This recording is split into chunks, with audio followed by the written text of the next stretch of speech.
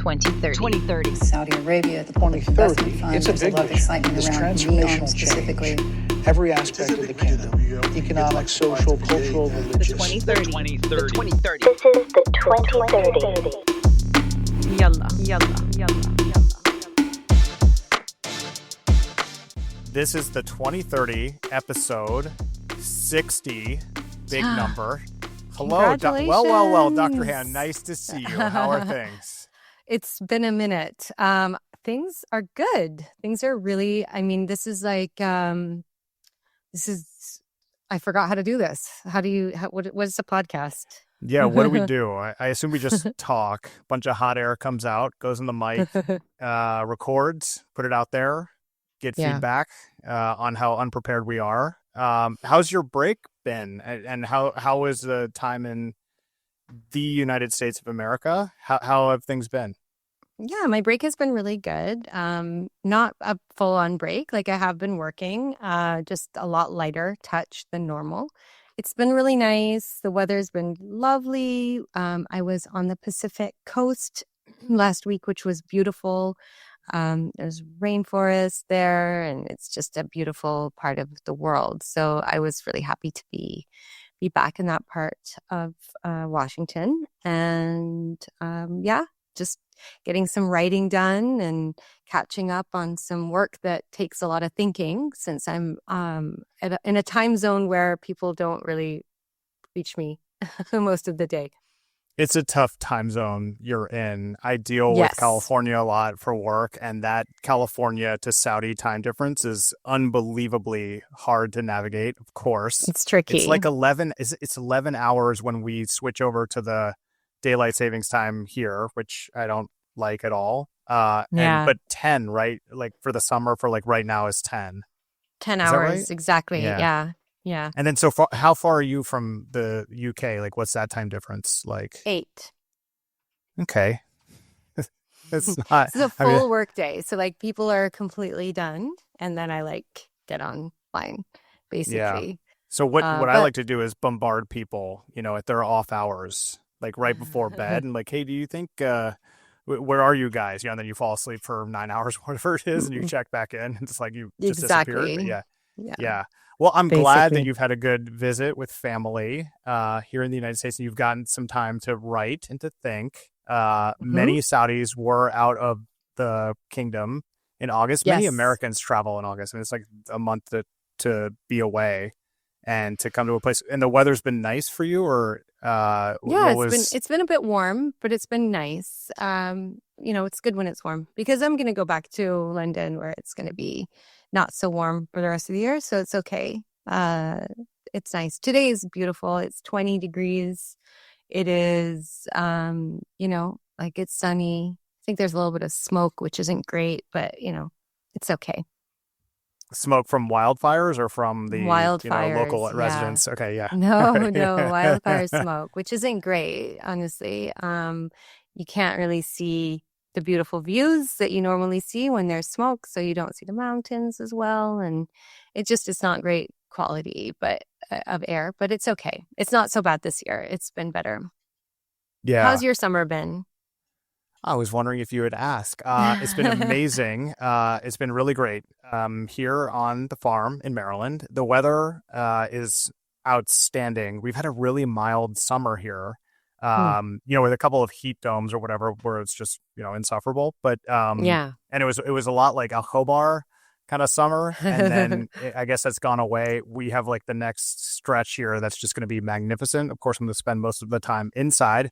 Have been playing some golf, which is great. And it's good to be back. See, look how easy this is. It's a podcast. You just start yakking, and we're doing a great job, I think, so far. But we've got a lot to get to this week.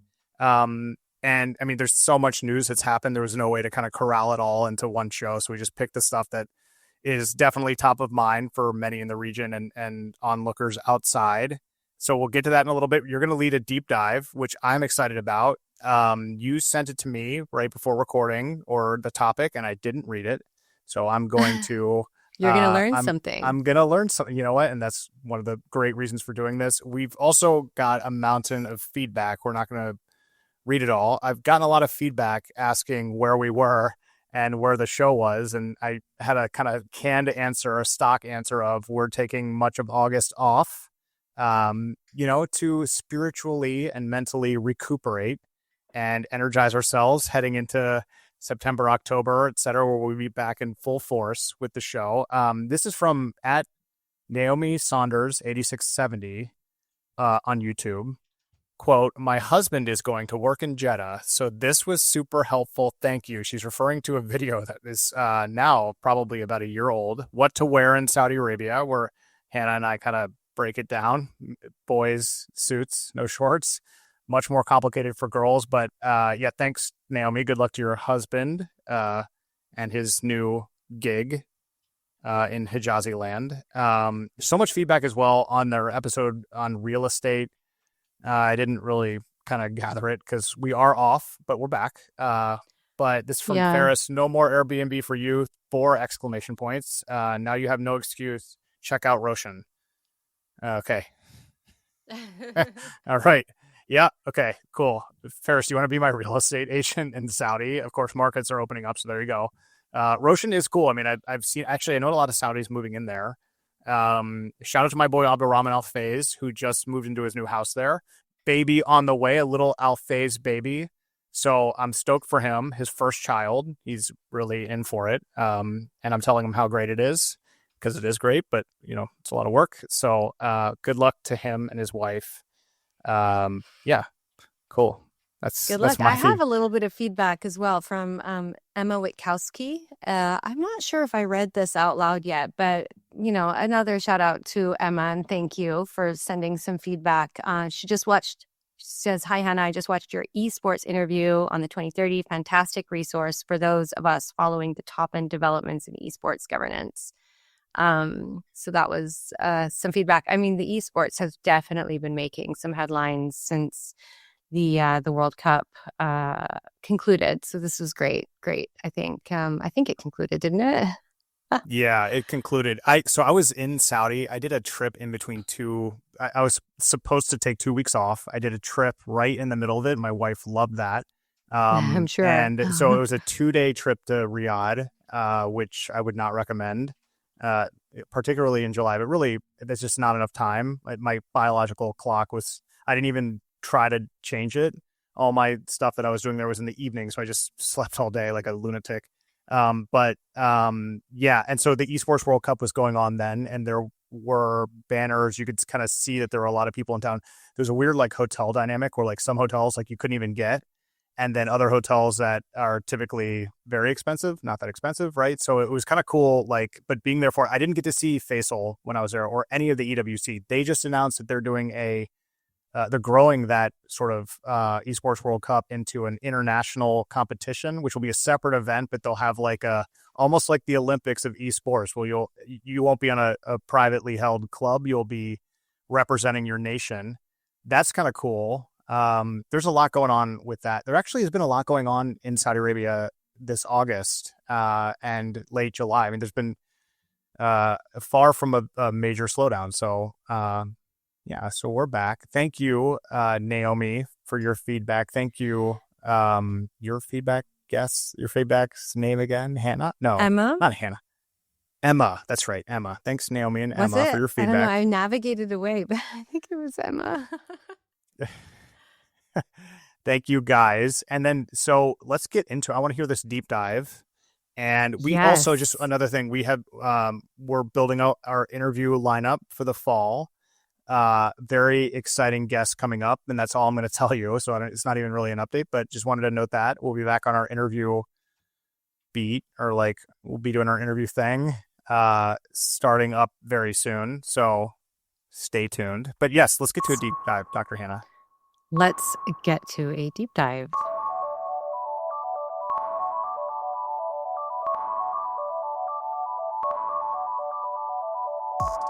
So, this August 2025, Saudi Arabia's Ministry of Justice launched a unified translation center that was directly inside the e-litigation platform, Najis. This marks a major modernization step. All judicial translation from submission to delivery is now fully digitized and centralized. And the announcement of this really kind of made me think we haven't really talked a lot about judicial reform on our podcast, but that is something that I think people are really interested in, and actually something that I think people don't necessarily know enough about.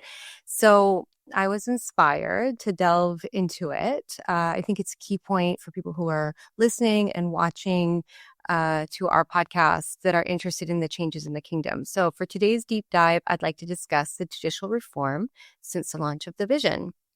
So Saudi Arabia definitely promised a lot with the vision, right? And it wasn't just about giga-projects in cities, but it was really meant to begin kind of institutionalizing things better and building stronger institutions and stronger collaboration between institutions. And I think that few shifts really have been bigger or less understood than the quiet revolution in its justice system. Today, I'm going to unpack that a little bit and look at kind of what's being rewritten, what's being digitized, and maybe some of the things that are still work in progress. So starting in February of 2021, the Crown Prince announced 4 cornerstone laws to reduce judicial discretion and make outcomes more predictable: a personal status law, a civil transaction or civil code law, a penal code for discretionary sanctions, and a law of evidence. And think of these as Saudis move from judge-made rules to codified statutes, which is a big deal for people, especially investors that want to come into the kingdom, but also ordinary people within the kingdom. So the evidence is getting codified. First out of the gate was the law of evidence. It took effect on July 8th, 2022. And for the first time, there's one rule book for what counts as proof across civil and commercial cases, and even parts of criminal and administrative disputes as well. It formally recognizes digital evidence and sets clear burdens of proof. So the claimant must prove the denier swears on an oath, pulling practice closer to kind of global standards, and cutting inconsistencies between courts, which is a big thing, right? Next, the personal status law. This is something that's been written about quite a bit, something that I've talked about quite a bit in other kind of spaces, because it really does pertain to families and women. This landed via royal decree M73 on March 9th, 2022, Saudi's first comprehensive family code, which standardizes marriage, divorce, custody, inheritance, and so on. And it sets 18 as the minimum age to register a marriage.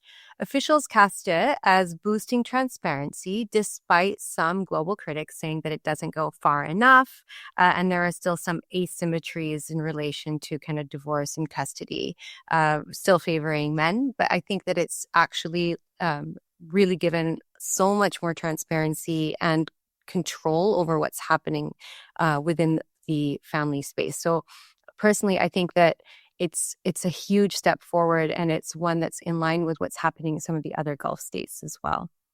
Then the civil code arrives in June 2023. So it issued the first civil transactions law by Royal Decree M191, 721 articles covering contracts, special deals like sale, lease, agency, construction, etc. It took effect in December of 2023. And this is really the backbone for private sector certainty. Clear rules on formation, performance, damages, and limitation periods. And it's explicitly framed as codifying Sharia principles into predictable statutory language. So again, it really is meant to reduce that judge-by-judge variance that may be something that we were more accustomed to in the past. The still pending penal code is the fourth pillar. This is for discretionary sanctions. It remains unfinished legislation, but criminal codification, it's worth noting that this is a sensitive issue internally as well as internationally, and progress is well underway. So just the announcement of these 4 kind of pillars is really important, even if they're not necessarily all going to be ready instantly, because there's a lot of things that need to be worked through. But on structure then, kind of pivoting, the commercial courts law in 2020 formalized specialist commercial benches and procedures, part of a longer arc separating commercial, labor, administrative, and personal status jurisdictions. So that specialization plus clearer evidence and contract rules aims to speed business disputes and curb kind of form shopping, which is, again, a really big step. So you get more specialization. Then on digital justice, which is a really big one, NAJAS, which is an e-litigation platform and virtual courts. So Vision 2030 pushed courts online. And actually, COVID kind of pushed courts online and really accelerated this process, right? So the NAJAS portal and e-litigation let parties file, exchange pleadings, attend virtual hearings, receive judgments and appeal, often without stepping into a courthouse. And it was launched during 2020 and expanded since. So the platform now hosts over 100 judicial e-services. And as I mentioned, in 2025, they added that Unified Translation Center, which I'm going to talk a little bit more about as well. This handles all court translation requests, and it's really key for non-Arabic speakers in cross-border cases. Then you have arbitration and ADR. So for cross-border commerce, Saudi's has leaned really hard into arbitration. So the Center for Commercial Arbitration, the SCCA, overhauled its rules in May 2023 and launched an independent SCCA court of 15 international experts to supervise case administration. And courts have become much faster to enforce arbitral awards, with 2021 numbers showing enforcement typically within weeks, improving Saudi's reputation as an arbitration-friendly seat. Enforcement and insolvency as well. So on the back end, there's been the creation of enforcement courts. In 2021, Saudi introduced an administrative enforcement law to execute judgments against government entities more predictably. So also there's the 2018 bankruptcy law, which built modern reorganization tools, protective settlement, financial restructuring, liquidation, etc. That's gained cross-border rules, which is really useful for deals, right? And kind of people being a little bit more confident in coming into the market. Who's in the courtroom is also a big deal. So yes, the bench is still male. However, the legal workforce is changing. The Justice Ministry has licensed thousands of women lawyers and appointed women as public notaries. And the ministry shows year-on-year growth in the number of women participating within the legal space. It's not going to answer critics of kind of family law asymmetries, but it does shift who's practicing, who clients meet, and kind of basically the sentiments that are going to be argued and discussed within courts. And just to circle back to where we started, so what is this Unified Translation Center, which is the latest news within this space? It offers a centralized workflow, so it automates the receipt of translation requests from litigants or judicial departments and handles everything within this unified digital system, NAJAS. It has intelligent coordination, which assigns requests to approved translators. Supervisors can track progress at every stage, ensuring smooth workflow and accountability. And beneficiaries can really monitor things in real time. So they can look at the status of their translation request step by step via e-litigation, which is, again, improving transparency as well as reducing delays. It's designed to accelerate services, enhance translation quality, and fully integrate translation with case management processes. So this is great support for non-Arabic speakers. It includes remote interpretation, offering multilingual support, and it's available in 47 languages, including sign language. So there's also recognition of real-time interpretation in hearings, helping non-Arabic speakers fully participate in court proceedings. So this really does speed up litigation, boosts access to justice for non-Arabic speakers, where there's a little bit more transparency and a lot more confidence through the seamless interpretation. It's again, quite the achievement in as many languages as they have launched it. So finally, what's improved, what to watch. Bottom line, predictability is up. Evidence, civil code, speed is up. There's specialized courts, and enforcement is more credible. There is still things to watch. Like I mentioned, the penal code is still something that is a work in progress, and all of these things, as they continue to gain maturity, will continue to evolve and improve. But I think that it's really worth noting that there's been a huge shift within this space over the past few years. Yeah. And it's, look, when you do a podcast, when you do a show on Saudi Arabia, if you're in the media covering Saudi Arabia, you kind of, what is interesting to many people are the big stories that are, inspiring, jaw dropping, get you to feel doubt. I mean, to get you to feel something, right? What you're talking about here in these legal reforms, I mean, I actually cannot think of anything more important when it comes to the vision than the scaffolding behind what is changing in Saudi Arabia. And that begins with legal reforms, changes to the law system. I mean, just so important. I think you referred to it as a quiet revolution, and I think that's exactly what it is. This is not a story that is so sexy. Oh, legal reforms, wow, like tune in. But actually, like if you're an investor for doing business, for life in Saudi Arabia, for Saudis, for expats, the significance of this cannot be overstated. Like it just can't. The number of anecdotal stories that I've heard around in the past few years around things like divorce and family stuff, the impact of reforms there. I mean, I'm not gonna, divulge any of that, but I've heard so many stories around that where these new reforms have made a real difference in people's lives, especially the lives of women, the mothers, etc. It's one thing to criticize Saudi Arabia and say, well, it should never have been this way in the first place, blah, blah, blah. Well, but it's changing in the right direction now. That's really important. If you're living in Saudi Arabia, if you're going to visit Saudi Arabia, if you're doing business there, it's just really important, right? I mean, you have people that live there for your company, or you live there for your company. I mean, this stuff is a real issue for you every single day. What strikes me is that the nature of this topic, I mean, this is an institutional type of topic. Vision 2030, again, it's not just buildings, glass, steel. It's really legal codes, it's procedures, it's enforcement, it's how these things are done, how the vision comes to pass. And that's where credibility really comes from. I mean, it's investors want predictability, in the courtroom. I mean, that's what they want when they are making a decision. I want to come back to that point, actually, because I want to talk about the translation center that you mentioned. I mean, this is another thing that may feel like a small change. It's huge. I mean, imagine being a foreign worker there, or a global company in litigation. You're not waiting weeks for a translator and trying to figure that part out of any legal system is already complicated. Got to have a good lawyer, right? But it's like, even to get stuck on things like that, I mean, that's just what it does is it erodes confidence. Confidence is a word that you used, or doubt. I mean, if you're a foreign investor thinking about Saudi Arabia, if you want to live there and take a job there, you don't want this going through your thought process saying, well, I'm taking a big old risk. The legal situation there, who the hell knows, right? It's changing and it's different now. It's maturing.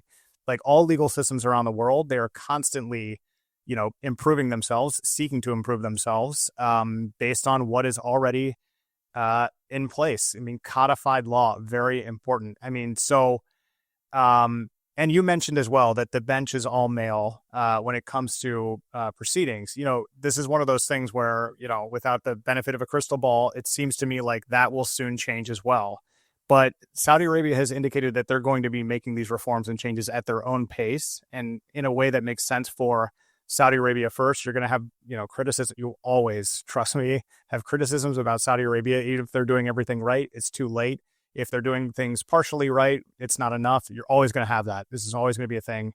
Really, that goes for a lot of things too, even in America and Europe. But it's like Saudi Arabia has learned to sort of block out a little bit of noise and do what's right for the kingdom. I think that there's no topic that's more important to the vision than instilling confidence in investors. And if your whole goal is to open up Saudi Arabia, well, then you need to give them confidence. This does that. These little changes, these progressions, this is not a little change, but if it seems like that, this all progress toward, an end goal, which is, the difference between, I don't know, Saudi Arabia is a little bit risky, right? Like what's going to happen over there versus, yeah, I mean, it's up to world standards. I mean, anything can happen anywhere, right? But I mean, like, at least we know that there's a strong legal underpinning to what's going on and to have real recourse if things don't go right.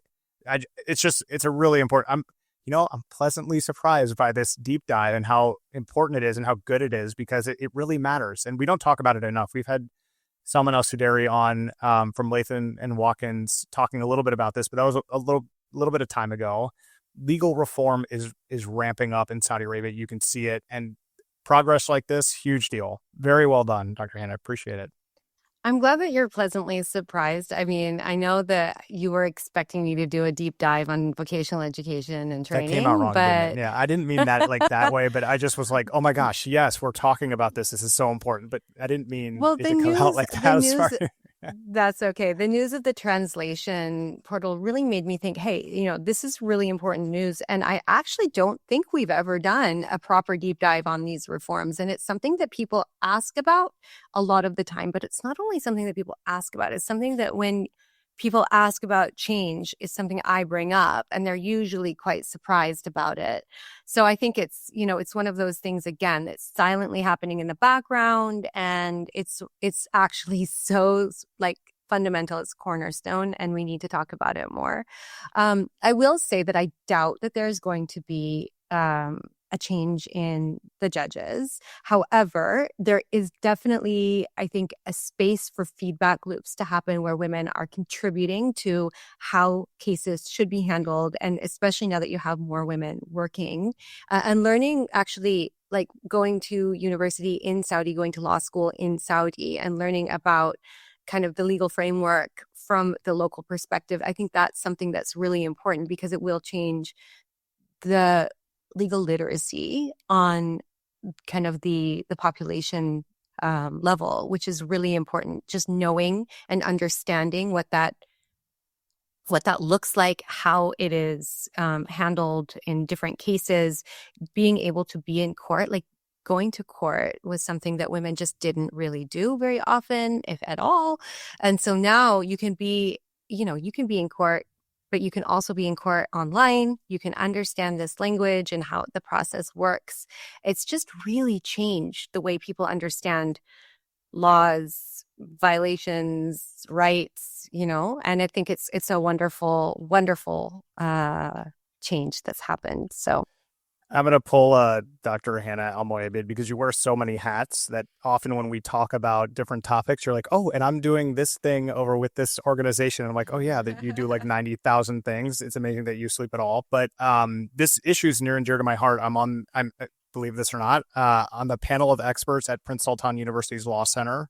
And the whole mission is really getting people to understand there's a massive information gap when it comes to understanding Saudi law and reforms. I mean, that alone is a huge problem. We probably should be doing more with this podcast to help close this gap. We've taken a major leap forward with a deep dive like this, but that's an issue. Like, if you don't have any idea what's going on when it comes to these reforms, your assumptions, your thinking is stuck from the last update, which was probably a while ago, right? And so the mission of that center is to essentially inform people about, hey, like this, things are changing here. These are the laws that have been changing, and this is why it matters to you. And so if we want you to make a decision based on your interests, right? But that interests, your decision should be as informed as humanly possible. Update your sort of understanding of what's happening in the legal system. If it doesn't make sense for your business or for you personally to lean into Saudi Arabia for whatever reason, fine. But make that decision based on what is actually happening, what is changing. And so they do great work there.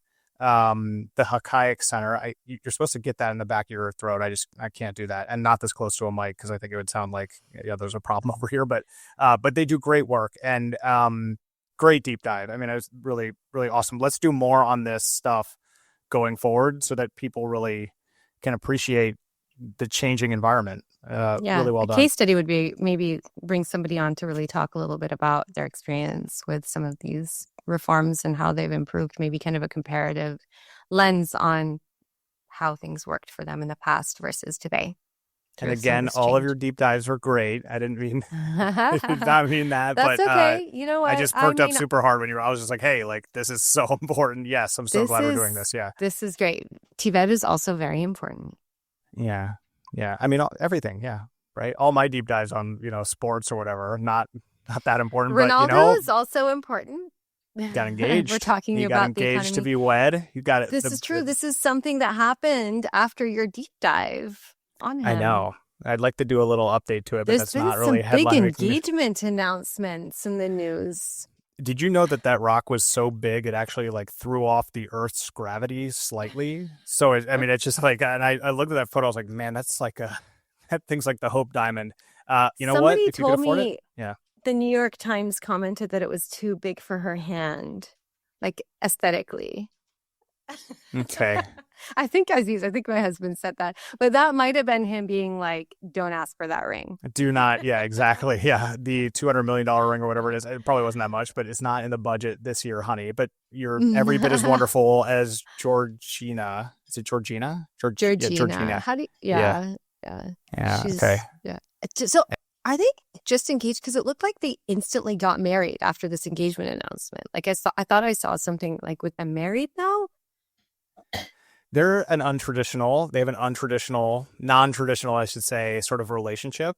But I mean, what's so cool about that, we're officially completely off topic from this deep dive, but I love whatever. that we started with judicial yeah. reform and now we're like talking about Georgina's ring. Engagement rings. Yeah, exactly. There's a beauty of the podcast, so because it's just like, whatever, man, like there's so much to talk about. But what's interesting is a lot of the commentary was based on, well, how were they living in Saudi as an unmarried couple? Isn't that the rule? It's exactly what I'm tying it back into your deep dive. But that's exactly how these things kind of go. And you look at it and say, hold on a second, you're completely missing the point here. And no, of course they can live together. I mean, it's just the whole thing. It spins out of control quickly when it comes to Saudi. Anyway, congrats to them. The new owner of Al Nassr Football Club is either engaged to be wed or will be married. I actually would be surprised if they didn't do a really kick-ass wedding somewhere. I mean, I would. 100%, but maybe that's not their style. Who knows? Weddings are getting smaller these days, so Maybe they'll do like a group wedding with like Taylor Swift and that was another big engagement, right? Everybody seemed to care about that. Yeah, good for them. You know what? Love is in the air. Let's get to the news. Let's get to the news.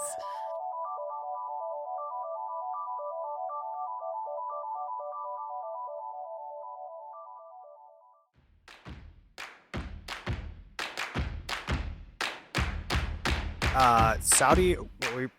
So we already covered this, but it's been really quite a busy past couple of weeks. That did not affect our vacation plans. We went to HR and said, hey, you know what? Sorry. I know it's a busy time, but a lot going on with Saudi Arabia and AI.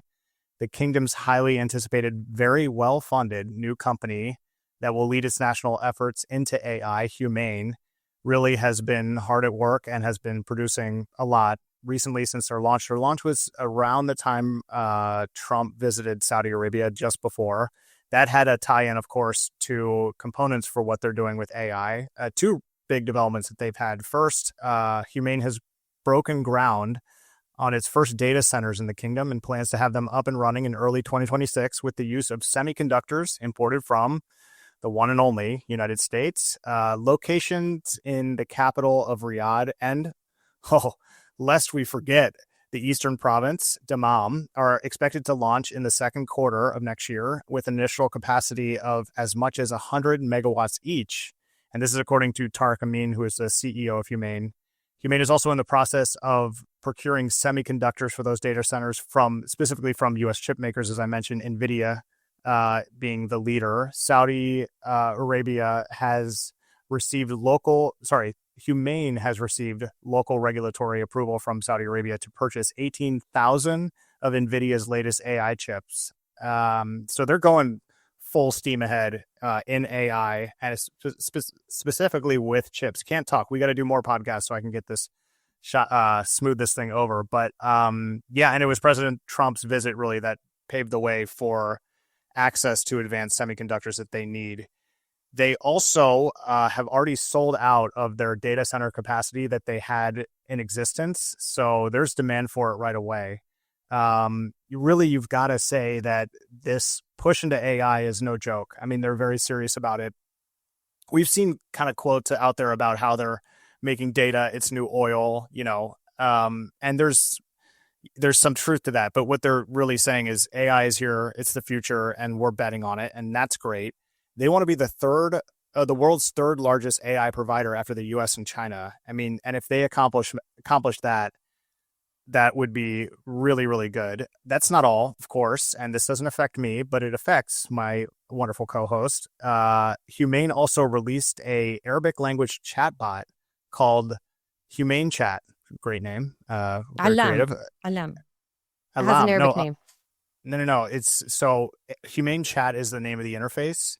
It's built on the Okay. Alam 34B large language model. Duh. Just kidding. The Alam is and a LLM. I see. yes, Alam is an LLM, and the platform HUMAIN Chat is designed to serve Arabic speakers with linguistic accuracy, cultural relevance, and sovereign data control. So there you go. ChatGPT, eat your heart out. We've got HUMAIN Chat. HUMAIN Chat has entered the chat and is now in service, and it really just shows that HUMAIN and the AI push in Saudi Arabia is quite legit. Have you tried it? I haven't yet. No, but you know what? It also is available in English, so it does affect you if you wanted to use it. And one reason why you might want to use it is it's very culturally mindful. So it's capable of kind of understanding the way people within, you know, the Islamic world, for instance, would want to interact with information. So it's I think it's an interesting, you know, kind of take on it. It's supposed to have Islamic values. Yeah. It's pretty cool. I mean, when I was reading about it, I think it was developed by Arabic speakers. So yes, I mean, it is primarily supposed to be an Arabic That would help, AI, yeah. but it also is available in English. It was built from the ground up by a team of 120 AI specialists, including 35 PhD level researchers in the kingdom. But it's designed really to serve the global Arabic speaking community. And I think that it's pretty cool. It's supposed to understand different Arabic dialects. And that's always a problem. I mean, I've spoken to like another AI and asked it if it knew how to speak to me in a Saudi kind of dialect, and it said yes, but it didn't do a great job. So I'm interested to see how this how it works. I have not used it yet. I've just been too busy writing things, Vacationing, yeah. from my But own brain. So before we go on, let me just ask you. So like, is this something that you would use? So like, look, ChatGPT is absolutely amazing. Early on, when that was announced and AI started coming out, the talk about the impact and what would happen just seemed a little far-fetched to me based on like what I kind of understood about ChatGPT. Now I feel like specifically ChatGPT, but then a few other service providers, I mean, Lovable, all these other ones I use every single day, and I'm now fully on board. I don't Google search anything now. It's all like done through LLMs, right? And so, and I mean, even in I'm working with a client that does AI for mortgage space. I mean, that is amazing. That's a specific actually neural net, but it's like, you're kind of like, wow, that's like actually a real game changer for people. My question for you is this going to supplement, or are you going to be a HUMAIN Chat gal going forward? Like imagine it meeting your expectations on like being like ChatGPT, but better with Arabic and culturally. Is this like a supplement? Is it something that people will use alongside, or is it like a full replacement? You know, I think the proof's in the pudding. Like, let's use it for a bit, see how it responds to things, see how good it is. I think that each one of these is different.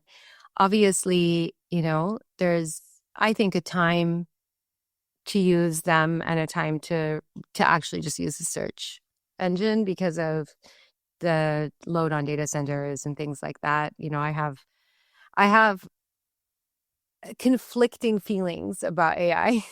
I still want to use it. You're worried about your personal load on the data centers by using AI, and therefore you will go and use a antiquated system to find things to like save a little bandwidth.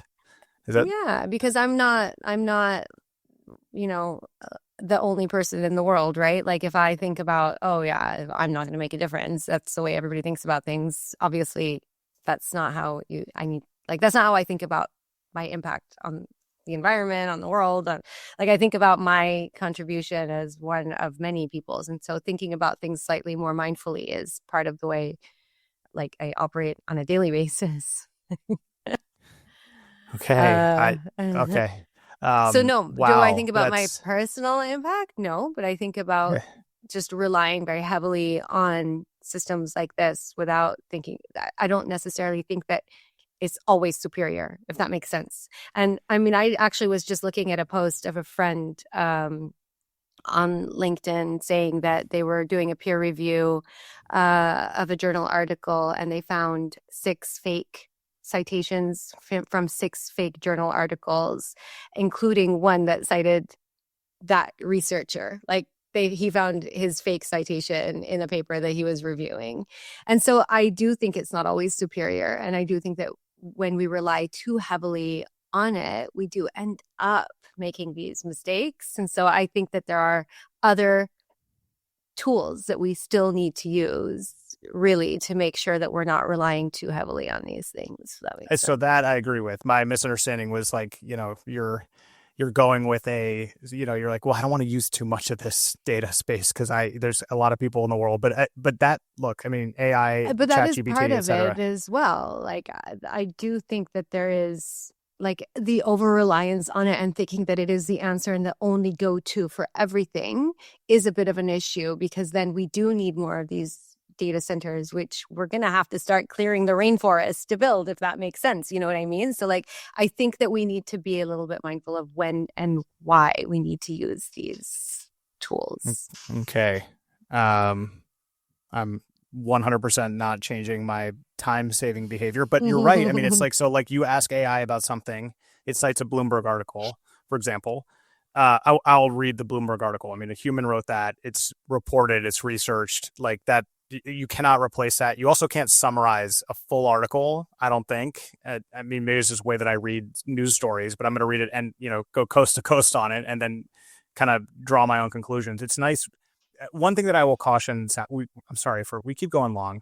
You know what? It's great to be back. But I will caution Saudis, especially, or anybody who has English as a second language that sees ChatGPT or these other services as just a way to make it easier, go faster. Just be a little bit careful, because it's not 100%. It really isn't. And so, when I get an email and somebody has clearly just copied and pasted from ChatGPT, like with the emojis and like the bulleted list and stuff like that, and I'm kind of like, hold on, okay, I can obviously tell this is ChatGPT. I think it's something that should help you.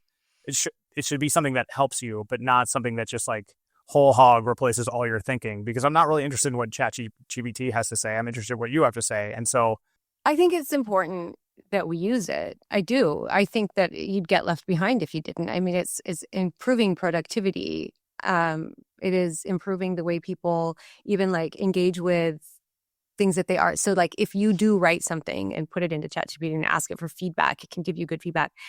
But ask for feedback. Don't ask for it to do that for you, if that makes sense. You know what I mean? And I think that that's kind of where there's also like the feedback isn't going to be superior to your feedback a lot of the time, because I think of ChatGPT usually as a research assistant that doesn't know as much as I do, if that makes sense. Like it can go and do that grunt work and find the data for me, and then I can check those sources and make sure they're real. But I also think that you have to be careful. And I think that we don't always caution people about it. So like, yeah, I think it's important that you do. But I also think there is an issue that we don't talk about, which is the size of these data centers that we need. Hanaa Al-Moyabed, famous tree hugger, saver of the planet and the rainforest, throttling back her personal ChatGPT use. Fine. Good for it. Good for you. I'm sure you're driving an electric car, right? I'm not. Oh, okay. No. All right. Well, then, there's other places you could. There isn't necessarily infrastructure that supports it everywhere. But anyway, Saudi tourism is going natural. So if we want to stick with my love for nature, the kingdom is eyeing the development of an area the size of Austria. I love how I don't know how big Austria is. Wait, you were just in Austria, right? That you were just there. I was, but like, I don't know what the size of Austria is. So I love this headline, but I mean, anyway. I don't know how big it is either. Is it big? How big is it? I have no idea. Like, what are we talking about? Yeah. What state is it equivalent to? Wait, sorry, before you go on, have you seen those maps that like show the world as it actually is? It's not so I haven't really the paid United a lot of States attention. is not the biggest Oh, come on, it totally country. is. Anyway, so this Anyway. is, obviously a new development for tourism. It's a push outside of the cities and highlight Saudi's natural landscape and cooler climates. So there are several of these new kind of destinations across the kingdom, but we're highlighting Asir today, which was featured in a longer form piece in Bloomberg and syndicated elsewhere. So Asir, for those of you who don't know, is in the southwest in the mountains. It is a beautiful, beautiful part of the country. There are some really interesting parts of Asir, like Rijal Alma, which is this very cool village that is like kind of built on hills. I think there's a quote here. One of hundreds of archaeological villages dotting the little touristed province of Asir, an area almost the size of Austria in Saudi Arabia's southwestern corner. The region, which boasts a rich cultural heritage, has dramatically cited mud palaces with mountain views, desert plains, and unspoiled beaches, plus historical sites and outdoor adventure activities that are unrivaled throughout the country. Best of all for Saudis who are accustomed to very hot weather, right? So this is one of the quotes from the article.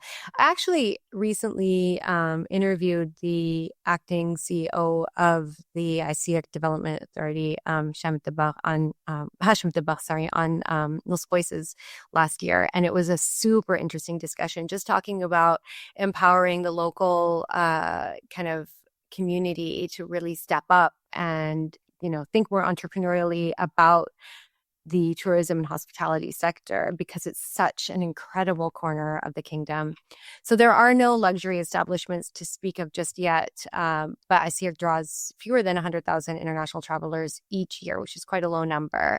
But the article is worth a read, I would say, and I think it's important to just really understand kind of that, again, like going back to the deep dive, the vision isn't just about big cities, but it's really about enabling kind of local culture to shine and for people to be able to experience that. It's one part of the kingdom that I have not been to.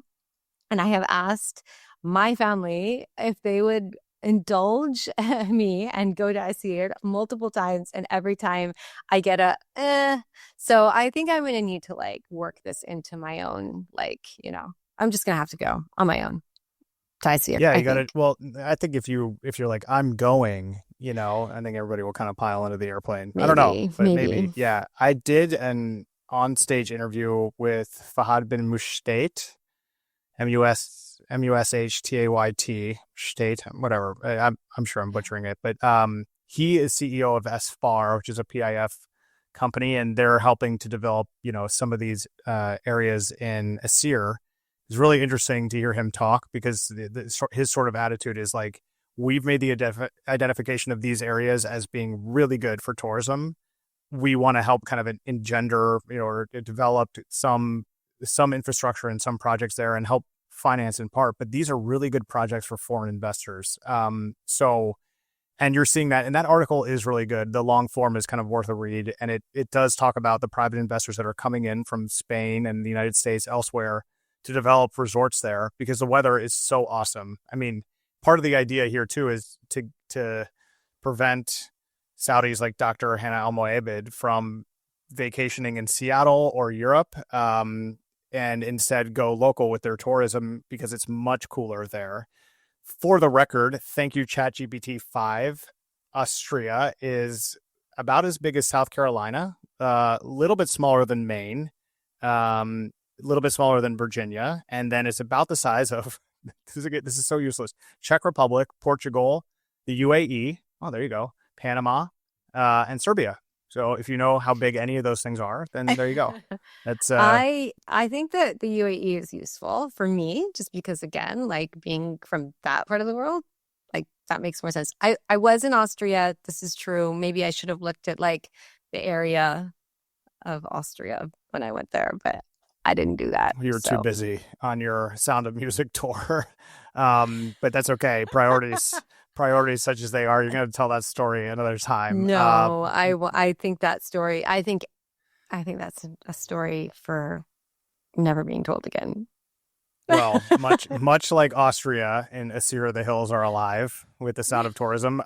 So let's totally move on. Completely different subject, but there's been some reforms when it comes to making things easier for foreigners to invest in Saudi Arabia. Something that's going to boost confidence among investors, especially in the stock market, which Saudi Arabia is hoping one day will compete with global rivals.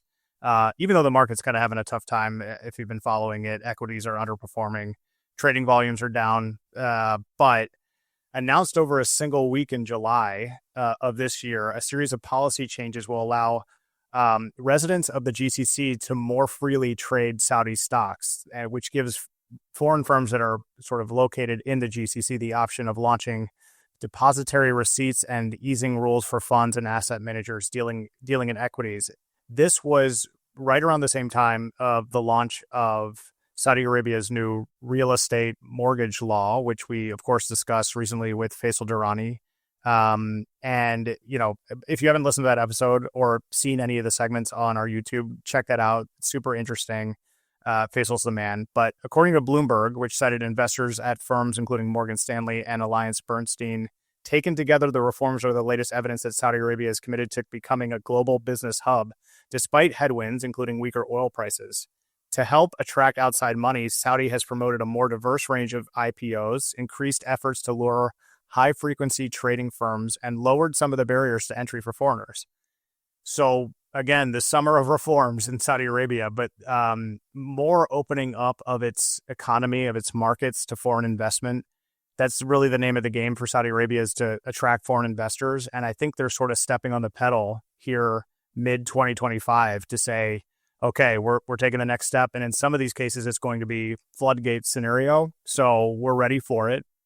Good signaling to international markets for sure. Yeah, and I love this quote from the article. Saudi wants to be a global financial player like the UAE and Singapore and is trying to adopt best global practices to increase foreign flows and access to capital markets, said Jitanya Kanduri, Deputy Chief Investment Officer at Morgan Stanley Investment Management. All of these reforms, quote, signal a conscious transition from an oil-dependent economy to a global investment destination, unquote. So, Man, yeah, I would have struggled great. on that name, Jitanya Kandari, like Yeah, for 5 minutes. So well done. It really rattled off. Yeah, I mean, that's exactly what they're doing. There's been a lot of talk about it, but you're seeing it now in practice. I mean, in real life, as my daughter says, for real life. So Aw. yeah, that's really cool, Coco.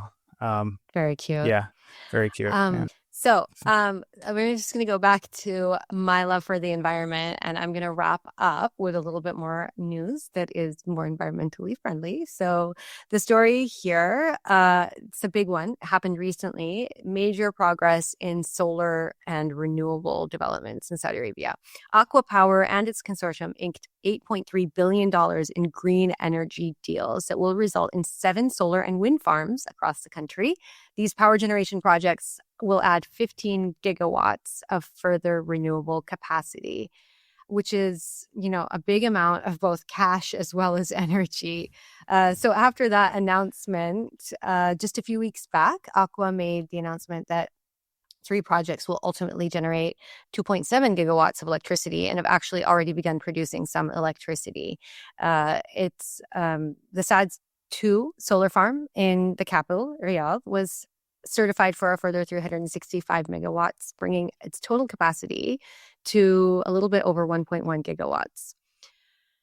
So that's at least partly online already, but another one in Hayil in the north central part of the country has thrown the switch and will produce 1.4 gigawatts all on its own when it's fully operational. And then Al Qassim in the center of the kingdom, a solar plant, is putting up 1 gigawatt of power, and that's going to double its output when it's fully implemented. And we have talked about this news in the past on this show, but I think it's still really important to continue to look at the developments within the renewables. The key thing about this, which is really good news for Saudi, is that the solar plant in Hayat is producing the electricity for over 1.7 cents a kilowatt per 1.7 cents a kilowatt hour, which I think is a good deal. But I don't really know because I can't remember what Faris Suleiman told us about the prices of solar panels and solar energy. I just think it's a good deal according So to how much energy is you. your throttling back of ChatGPT in I don't kilowatt know. hours? I'm I just don't know. kidding. I don't know. But you know what? Anyway, I think that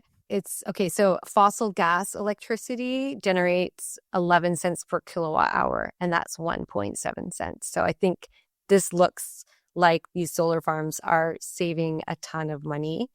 And that is really important. So as Saudi grows, so does its energy use, and some 38% of Saudi power plants use petroleum. 62% of electricity generation is done by domestically produced gas. So the demand is growing by about 10% a year for electricity, and that makes it a money-losing operation. And basically, this is really improving the capacity, the pricing, as well as the impact on the environment. So big deal from Aqua Power. It's something that will ultimately make the kingdom not just greener, but also save a lot of money. Aqua Power is an amazing company. They publicly traded and they're partially owned by PIF, minority stake, but they do deals to make money. And this is a money-making deal for them. They're clearly saving a lot of money for the end user in terms of providing cheaper power, but they're also basically saving money for the Saudi government. So,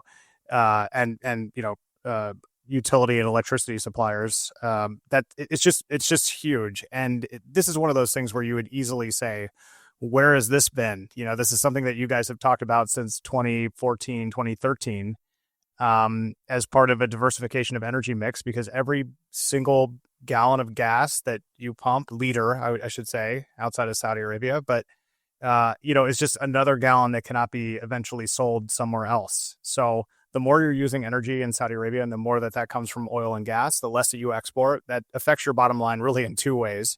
And the time to transition is right now.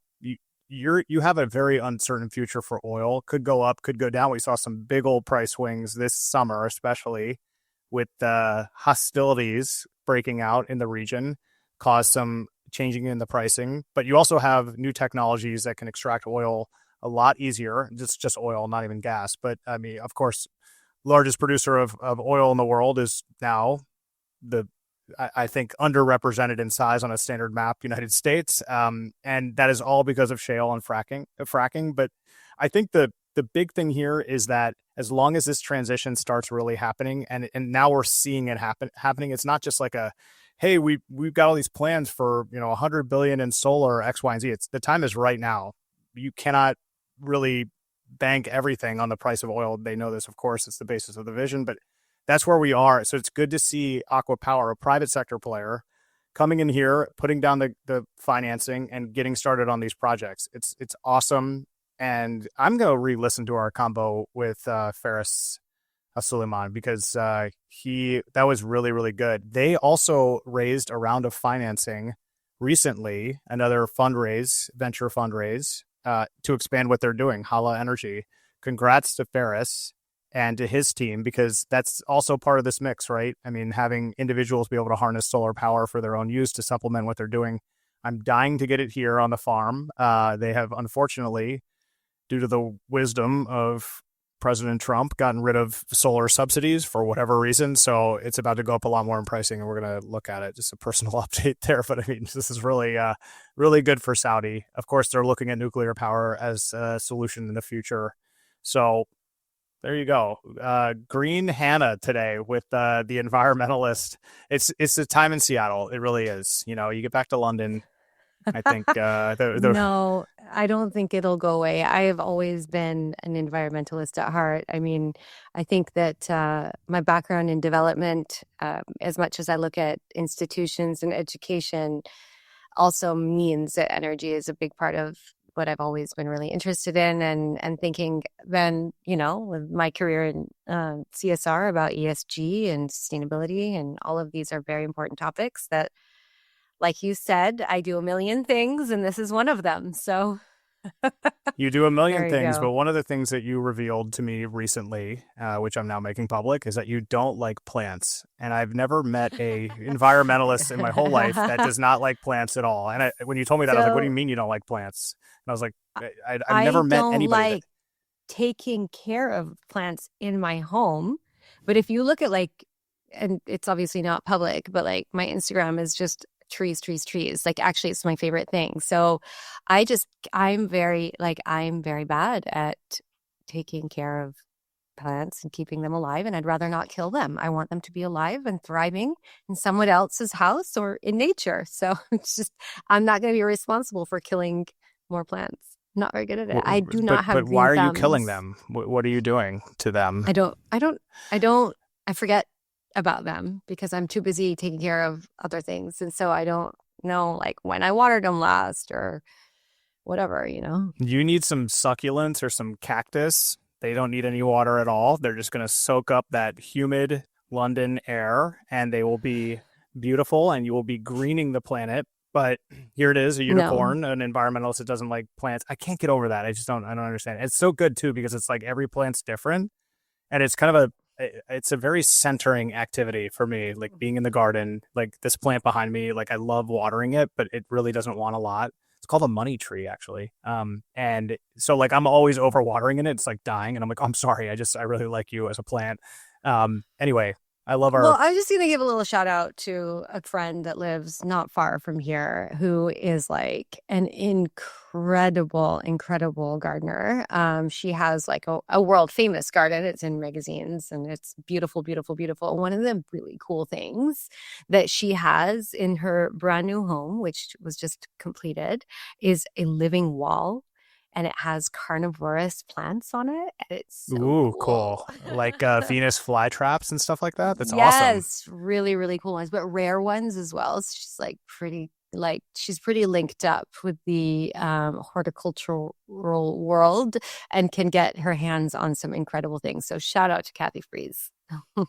Shout out to Kathy Fries. Yeah, we bought this farm from a landscape architect. So there are so many unbelievably cool plants that are kind of like, you know, I mean, there's an organized situation going on here, but it's a lot of like land. So there's a lot of plants and there's like, what is this thing? And like, oh, it's a pear tree. Wow. And it's covered in pear. Had no idea this was here. This is terrific. So shout out to Timothy Dobson of Dobson Landscaping on the Eastern Shore, best in the business. But yeah, I love them.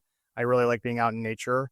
By the way, Hannah, when they say tree hugger, they don't mean actually physically hugging the plants. That can actually hurt them. So, you know, don't do that. Just as a little gardening tip. I love trees. I love them in nature. I just don't want them in my house. All right. Okay.